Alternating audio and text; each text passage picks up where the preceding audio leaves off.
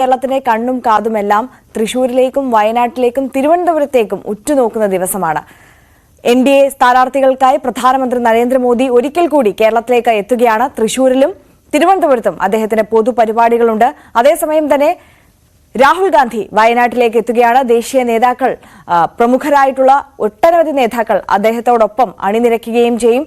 അത്തരത്തിൽ വളരെ രാഷ്ട്രീയ പ്രാധാന്യമുള്ള ഒരു വാർത്താ ദിനം തന്നെയായിരിക്കും. അത്തരത്തിൽ വാർത്തകളാൽ സമ്പുഷ്ടമായ ഒരു ദിവസമായിരിക്കും ഇന്ന്. ആ വാർത്തകളിലേക്ക് തന്നെയാണ് നമ്മൾ വിശദമായി കടക്കാൻ പോകുന്നത്. നമ്മൾ ആദ്യം തൃശൂരിലേക്ക് തന്നെയാണ് പോകുന്നത്. തെരഞ്ഞെടുപ്പ് പ്രചാരണത്തിന്റെ ഭാഗമായി തുടക്കത്തിൽ സൂചിപ്പിച്ചതുപോലെ തന്നെ പ്രധാനമന്ത്രി നരേന്ദ്രമോദി ഇന്ന് തൃശൂരിലെത്തുകയാണ്. രാവിലെ 10:30 ഗുരുവായൂർ ശ്രീകൃഷ്ണ കോളേജ് ഗ്രൗണ്ടിലെ ഹെലിപാഡിലെത്തുന്ന മോദി റോഡ് മാർഗം കുന്നംകുളം ചെറുവത്തൂർ ഗ്രൗണ്ടിലെത്തും. 11-നാണ് ജനങ്ങളെ അഭിസംബോധന ചെയ്ത് സംസാരിക്കുക. തൃശൂർ, ആലത്തൂർ, പൊന്നാനി ലോക്സഭാ മണ്ഡലങ്ങളിലെ NDA സ്ഥാനാർത്ഥികളും പൊതുപരിപാടിയിൽ പങ്കെടുക്കും. 4 മാസത്തിനിടെ ഇത് 3-ാം തവണയാണ് പ്രധാനമന്ത്രി തൃശൂരിലെത്തുന്നത്. ഡാനി പോളാണ് കൂടുതൽ വിശദാംശങ്ങളുമായി തൃശൂരിൽ നിന്ന് നമുക്കൊപ്പം ചേരുന്നത്. Danny, very good morning. Danny, നമ്മൾ തുടക്കത്തിൽ സൂചിപ്പിച്ചതുപോലെ തന്നെ ഇന്നത്തെ രാഷ്ട്രീയ കേരളത്തിലെ കണ്ണും കാതുമെല്ലാം ആദ്യം തൃശൂരിലേക്ക് മോദി എത്തുന്നു, അതിനുശേഷം തിരുവനന്തപുരത്തേക്ക് എത്തുന്നു. വളരെ വാർത്താ പ്രാധാന്യമുള്ള ഒരു വിഷയമായി ഇത് മാറുമെന്നുള്ളതിൽ തർക്കമൊന്നുമില്ല. പ്രധാനമന്ത്രി വീണ്ടും തൃശൂരിലേക്ക് എത്തുകയാണ്. നേരത്തെ പറഞ്ഞതുപോലെ തന്നെ ഒരു 3 മാസത്തിനിടയിൽ, അതായത് 4 മാസത്തിനിടയിൽ 3-ാം തവണയാണ് അദ്ദേഹം എത്തുന്നത്. NDA സ്ഥാനാർത്ഥികളുടെ പ്രചാരണാർത്ഥം അദ്ദേഹം എത്തുമ്പോൾ മോദി എന്നുള്ള ഒരൊറ്റ മുഖം, മോദി ഗ്യാരണ്ടി എന്നുള്ള ഒരൊറ്റ ആശയത്തിൽ ഊന്നിക്കൊണ്ട് അതിനെ ഉയർത്തിക്കാട്ടിക്കൊണ്ട് കേരളത്തിൽ ഒരു അക്കൗണ്ട് തുറക്കുക എന്നുള്ള വലിയ ലക്ഷ്യമാണ് BJPക്ക് മുന്നിലുള്ളത്. ഇന്ന് 3 മണ്ഡലങ്ങളിലെ സ്ഥാനാർത്ഥികളാണ് തൃശൂരിൽ അദ്ദേഹത്തിന്റെ പൊതുപരിപാടിയിൽ അണിനിരക്കുക എന്നുള്ളതാണ് മനസ്സിലാക്കുന്നത്. 3 മണ്ഡലങ്ങളിലെ സ്ഥാനാർത്ഥിക്ക് വേണ്ടിയിട്ടായിരിക്കും അദ്ദേഹം പ്രചാരണം നടത്തുക. എങ്ങനെയാണ് അവിടെ നിന്നുള്ള ഒരുക്കങ്ങൾ, കാഴ്ചകൾ, മറ്റ് വിശദാംശങ്ങൾ കൂടി? ആര്യ, വലിയ രീതിയിൽ ഈ പ്രദേശത്ത്, അതായത് തൃശ്ശൂരിലെയും ആലത്തൂരിലെയും പൊന്നാനിയിലെയും മണ്ഡലങ്ങളിലെ പ്രവർത്തകർക്ക് വളരെയധികം ആവേശം പകരുന്ന രീതിയിലാണ് അദ്ദേഹത്തിന് ഒരു സന്ദർശനം മാറിയിട്ടുള്ളത്. നമുക്കറിയാം, ഇത് ആദ്യമായാലും ഈ അടുത്തിടയ്ക്ക് അദ്ദേഹം വന്നത് പ്രധാനമന്ത്രി തൃശ്ശൂരിൽ നടന്ന വനിതാ സംഗമം, അതോടൊപ്പം തന്നെ സുരേഷ് ഗോപിയുടെ മകളുടെ വിവാഹ ചടങ്ങിലും തുടർന്ന് ഗുരുവായൂരിലും ക്ഷേത്രത്തിലുമെല്ലാം അദ്ദേഹം ദർശനത്തിന് വേണ്ടിയും എല്ലാം തന്നെ എത്തിയിരുന്നു. അപ്പോൾ ഇതെല്ലാം തന്നെ ഈ പ്രവർത്തകരിലേക്ക്, ഒപ്പം റോഡ് ഷോയും അടക്കമുള്ള കാര്യങ്ങൾ, ഇതെല്ലാം പ്രവർത്തകരിലേക്കെല്ലാം വലിയൊരളവ് ആവേശത്തിലേക്ക് എത്താനായിട്ട് സാധിച്ചിട്ടുണ്ട്. ഈ തൃശൂർ മണ്ഡലത്തിൽ വലിയ രീതിയിലൊരു അത്ഭുതം പ്രതീക്ഷിച്ചുകൊണ്ട് തന്നെയാണ് മുന്നോട്ട് പോകുന്നത്. അതോടൊപ്പം തന്നെ നല്ല മത്സരങ്ങൾ നടക്കുന്ന ഇടങ്ങളാണ് ആലത്തൂരും പൊന്നാനിയും എല്ലാം തന്നെ. ആലത്തൂർ പ്രത്യേകിച്ച് നല്ല മത്സരം നടക്കുന്നു. അപ്പോൾ ഇവിടങ്ങളിലെല്ലാം തന്നെ പ്രവർത്തകർക്ക് വലിയൊരു പങ്ക് ആത്മവിശ്വാസം പകരാൻ, അത് വലിയൊരു ആത്മവിശ്വാസം പകരുന്നതിന് വേണ്ടിയെല്ലാം അദ്ദേഹത്തിന്റെ സന്ദർശനം ഉതകുമെന്ന് തന്നെയാണ് വിലയിരുത്തപ്പെടുന്നത്. അതിലൊരു സംശയവുമില്ല. ഇന്ന് അദ്ദേഹം എത്തുന്നതോടെ ഈ മണ്ഡലങ്ങളിലെ 3 മണ്ഡലങ്ങളിലെയും സ്ഥാനാർത്ഥികളും ഒപ്പം തന്നെയും ഇവിടുത്തെ പ്രവർത്തകരും എല്ലാം തന്നെയും അവിടേക്ക് എത്തും, കുന്നംകുളത്തേക്ക് എത്തും. അത് വരും ദിവസങ്ങളിൽ ഇനി ഏതാണ്ട് 11 ദിവസത്തോളമാണ് അവശേഷിക്കുന്നത്. ഈ ദിവസങ്ങളിലേക്കുള്ള ഒരു വലിയ ഇന്ധനമായി ഇതായി സന്ദർശനം മാറുമെന്ന് തന്നെയാണ് പ്രതീക്ഷിക്കപ്പെടുന്നത്. പ്രത്യേകിച്ച് നമുക്കറിയാം, തൃശൂർ കഴിഞ്ഞ കുറച്ചു നാളുകളായി BJP ലക്ഷ്യമിടുന്ന, BJP കൂടുതൽ ശക്തി ആർജിക്കുന്ന ഒരു മണ്ഡലങ്ങളുടെ പട്ടികയിൽ പെടുന്ന ഒരിടങ്ങളെല്ലാം തന്നെയാണ് തൃശ്ശൂർ എന്ന് പറയുന്നത്. അപ്പോൾ ഇവിടങ്ങളിലെല്ലാം തന്നെയും കൂടുതൽ പ്രവർത്തകരിലേക്ക് ആവേശം എത്തിക്കാൻ കഴിയും. അതുമാത്രവുമല്ല, കഴിഞ്ഞ തവണ അദ്ദേഹം സന്ദർശനത്തിന് വന്നപ്പോൾ അദ്ദേഹത്തിൻ്റെ പ്രസംഗത്തിലടക്കം പറഞ്ഞുപോയ കാര്യങ്ങളായിരുന്നു. കരുവന്നൂർ അടക്കമുള്ള വിഷയങ്ങൾ പരാമർശിച്ചു പോയതാണ്. പിന്നീട് നമ്മൾ കണ്ടു കരുവന്നൂരിലടക്കം വലിയ രീതിയിലൊരു അന്വേഷണത്തിലേക്ക് മാറുന്നു. അത് ഇഡിയുടെ റഡാറിലേക്ക് വലിയ രീതിയിൽ കടന്നു വരികയും എല്ലാം തന്നെ ചെയ്യുന്നു. ഇപ്പോൾ അതൊരു അന്വേഷണത്തിന് നിർണായക ഘട്ടത്തിൽ എത്തി നിൽക്കുകയും ചെയ്യുന്നു.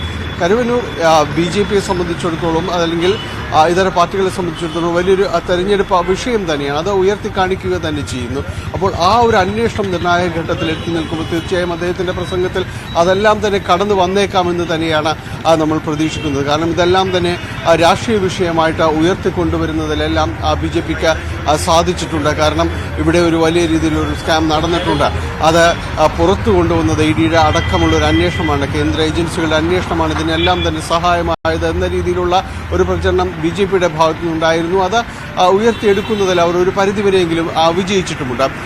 ഒപ്പം തന്നെ മറ്റ് മണ്ഡലങ്ങളിലും എല്ലാം ഈ ഒരു വിഷയം സജീവമായിട്ട് തന്നെ നിലനിർത്താനടക്കം ഇവർക്ക് BJPക്ക് കഴിഞ്ഞിട്ടുമുണ്ട്. അപ്പോൾ ഈ സാധ്യതകളെല്ലാം തന്നെ ഇവ ഉപയോഗപ്പെടുത്തുകയും ചെയ്യുന്നു. ഒപ്പം നമുക്കറിയാം ഇന്നലെയായിരുന്നു BJPയുടെ പ്രകടന പത്രിക അടക്കം പുറത്തു വരുന്നത്.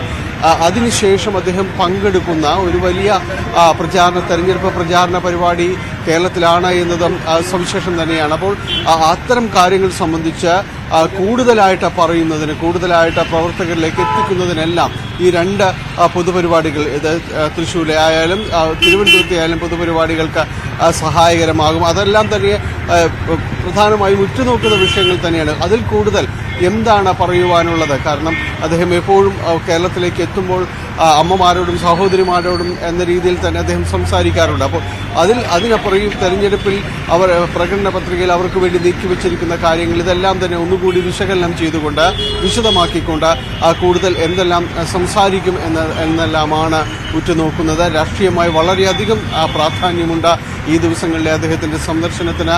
ഒരു സംശയവുമില്ല, BJP പ്രവർത്തകർക്ക് വലിയൊരു ആവേശം പകരാൻ അദ്ദേഹത്തിന്റെ ഇത്തരം തെരഞ്ഞെടുപ്പ് പരിപാടികൾക്ക് സാധിക്കുമെന്ന കാര്യത്തിൽ സംശയമില്ല. ആര്യ, ഡാനി സൂചിപ്പിച്ചതുപോലെ തന്നെ കഴിഞ്ഞ ദിവസം ഇന്നലെയാണ് BJPയുടെ പ്രകടന പത്രിക പുറത്തിറക്കിയത്. പ്രകടന പത്രിക പുറത്തിറക്കിയതിനു ശേഷം മോദി പൊതുപരിപാടിയിൽ പങ്കെടുക്കുന്നു എന്നുള്ള പ്രത്യേകത കൂടിയുണ്ട്. നേരത്തെ നമ്മൾ സൂചിപ്പിച്ചതുപോലെ തന്നെ കരുവന്നൂർ വിഷയം അത് വലിയ രാഷ്ട്രീയ ആയുധമാക്കും BJP എന്നുള്ളതിൽ തർക്കമില്ല. ഇന്നത്തെ പ്രധാനമന്ത്രിയുടെ പ്രസംഗത്തിലും അത് പ്രതിഫലിക്കുകയും ചെയ്യും.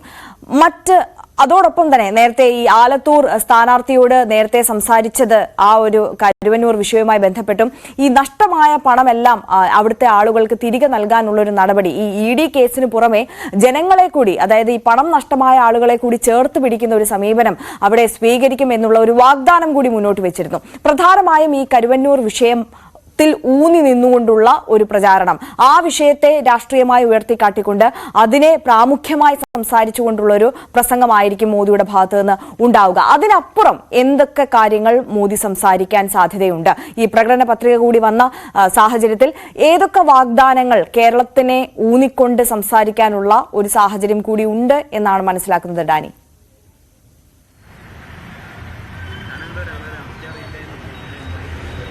ആര്യ, കരുവന്നൂർ വിഷയം വലിയ രീതിയിൽ ചർച്ച ചെയ്യുകയാണ്. പ്രത്യേകിച്ച് തൃശ്ശൂരിലൊരു ഭൂമികയിൽ അതിന് വലിയ പ്രാധാന്യവും വിഷയമെല്ലാം ഉണ്ട്, നമുക്കറിയാം, അത് സംസാരിച്ചതുമാണ്. അപ്പോൾ ഈ വിഷയം സ്വാഭാവികമായും കടന്നു വരും. അതിനപ്പുറം പ്രകടന പത്രികയുണ്ട്. അതിൽ കുറെ കൂടി വിശാലമായ രീതിയിൽ അദ്ദേഹം സംസാരിക്കുമെന്നാണ് പൊതുവിൽ പ്രതീക്ഷിക്കപ്പെടുന്നത്. കാരണം ഇതിൽ പ്രഖ്യാപിക്കപ്പെട്ട പദ്ധതികൾ നിരവധിയായ പദ്ധതികളുണ്ട്, ജനക്ഷേമകരമായ പദ്ധതികളുണ്ട്.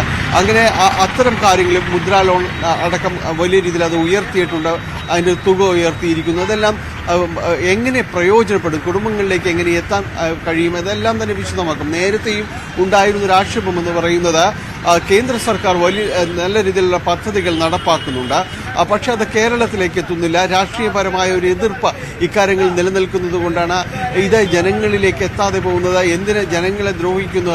നല്ല പദ്ധതികൾ ഇവിടേക്ക് കൊണ്ടുവരാൻ, അല്ലെങ്കിൽ അത് ഇവരിലേക്ക് എത്താനായിട്ട് വേണ്ട രീതിയിലൊരു ആശയവിനിമയം നടക്കുന്നില്ല എന്നത് അടക്കം ഒരു ആക്ഷേപം BJP കേന്ദ്ര നേതാക്കൾ ഉയർത്തുന്നു. സംസ്ഥാനത്തെ BJP നേതാക്കളെല്ലാം തന്നെ ഇത് പറയുകയും ചെയ്യുന്നു. അതുമാത്രവുമല്ല, കേന്ദ്രത്തിലെ പല പദ്ധതികളും പേരുമാറ്റിയിടുന്നു അങ്ങനെയുള്ളൊരു ആരോപണങ്ങളെല്ലാം തന്നെ ഉയർന്നൊരു സാഹചര്യമെല്ലാം ഉണ്ട്.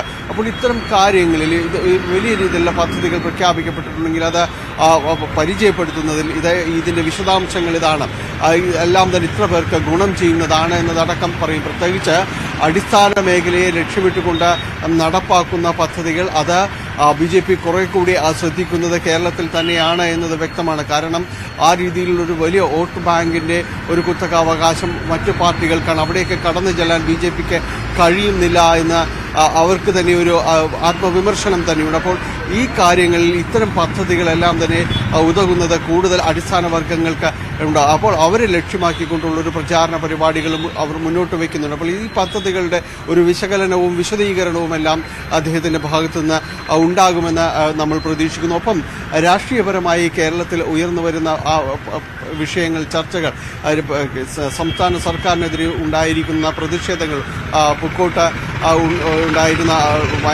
സംഭവങ്ങൾ, റാഗിംഗ് അടക്കമുള്ള കാര്യങ്ങൾ, ഇതെല്ലാം തന്നെ ഒരു ചർച്ചയിലേക്ക് കൊണ്ടുവരേണ്ടത്, അതെല്ലാം ഈ സമയത്ത് ഉയർത്തിക്കൊണ്ടുവരേണ്ട വിഷയങ്ങൾ തന്നെയാണെന്നൊരു പൊതുബോധം BJP നേതാക്കളിൽ എല്ലാവരിലും തന്നെയുണ്ട്. അത് പ്രധാനമന്ത്രിയിൽ നിന്നാകുമോ, പ്രത്യേകിച്ച് ഈ സംഭവത്തിൽ CBI അന്വേഷണം കൂടി കഴിഞ്ഞ ദിവസങ്ങളിൽ ആരംഭിച്ചു. അപ്പോൾ ഈ കാര്യങ്ങളെല്ലാം കേരളത്തിൻ്റെ ഒരു ക്രമസമാധാന നില ലക്ഷ്യമിട്ടുകൊണ്ട് ഒരുപക്ഷെ പ്രധാനമന്ത്രി സംസാരിക്കാനുള്ള സാധ്യത വളരെ കൂടുതലാണ്. ഉണ്ടായിരിക്കുന്ന കാര്യങ്ങൾ ഇതെല്ലാം ലക്ഷ്യം വെച്ചുകൊണ്ട് സംസാരിക്കാനുള്ള സാധ്യതകളെല്ലാം തന്നെയുണ്ട്. ആ ഒരു സാമൂഹിക അന്തരീക്ഷവും കാര്യങ്ങളുമെല്ലാം അദ്ദേഹത്തിൻ്റെ പ്രസംഗത്തിൽ വന്നേക്കാമെന്ന് തന്നെയാണ് പ്രതീക്ഷിക്കപ്പെടുന്നത്. ഇതൊരു തെരഞ്ഞെടുപ്പ് കാലമാണ്. അതുകൊണ്ട് ഉണ്ടായിരിക്കുന്ന പരമാവധി രീതിയിൽ അദ്ദേഹം സംസാരിച്ചു പോകും. ഇപ്പോഴുള്ള സാഹചര്യങ്ങൾ മുഴുവനായും ഒരുപക്ഷെ പ്രസംഗത്തിലെല്ലാം തന്നെ ഇടം നേടിയേക്കാം. ആ രീതിയിൽ കടന്നു പോകാൻ തന്നെയാണ് പ്രസംഗം. സമസ്ത മേഖലകളിലും സംസാരിച്ചുകൊണ്ട് തൊട്ടുകൊണ്ട് കടന്നു പോകാൻ തന്നെയാണ് സാധ്യതയുള്ളത്. രമ്യ, ഡാനി, ഒരു കാര്യം കൂടി, അതായത് ഇത്തരത്തിൽ മോദി എത്തുന്ന പരിപാടി എന്ന് പറയുന്നത് BJPയെ സംബന്ധിച്ച് അവരുടെ ശക്തി പ്രകടനത്തിനുള്ള വേദി കൂടിയാണ്. അതിനാൽ തന്നെ പ്രവർത്തകരുടെ വലിയൊരു ബാഹുല്യം അവിടെ ഉണ്ടാകും എന്നുള്ളതിൽ തർക്കമില്ല. അത്തരത്തിലുള്ള ക്രമീകരണങ്ങൾ, അത്തരത്തിൽ പ്രവർത്തകരെ വലിയ തോതിൽ അവിടേക്ക് എത്തിക്കാനുള്ള എല്ലാ സംവിധാനങ്ങളും നേതൃത്വം ചെയ്തു കഴിഞ്ഞിട്ടുമുണ്ടാകും. അതിനാൽ തന്നെ സ്വാഭാവികമായും വലിയ നിയന്ത്രണങ്ങൾ അവിടെ ഉണ്ടാകും. പ്രധാനമന്ത്രി എത്തുന്നത് പ്രമാണിച്ചുള്ള സുരക്ഷാ സംവിധാനങ്ങൾ, ക്രമീകരണങ്ങൾ ഉണ്ടാകും. പൊതുനിരത്തിലെ ഗതാഗത നിയന്ത്രണം അടക്കമുള്ള വിഷയങ്ങളുണ്ട്. ഏത് തരത്തിലാണ് അവിടുത്തെ സുരക്ഷാ ക്രമീകരണങ്ങൾ, ഗതാഗത നിയന്ത്രണം പ്രധാനമായും ഏത് തരത്തിലാണ് ക്രമീകരിച്ചിട്ടുള്ളത്? ഒപ്പം മോദി എപ്പോഴാണ് പരിപാടി കഴിഞ്ഞതിന് ശേഷം തിരുവനന്തപുരത്തേക്ക് മടങ്ങുക?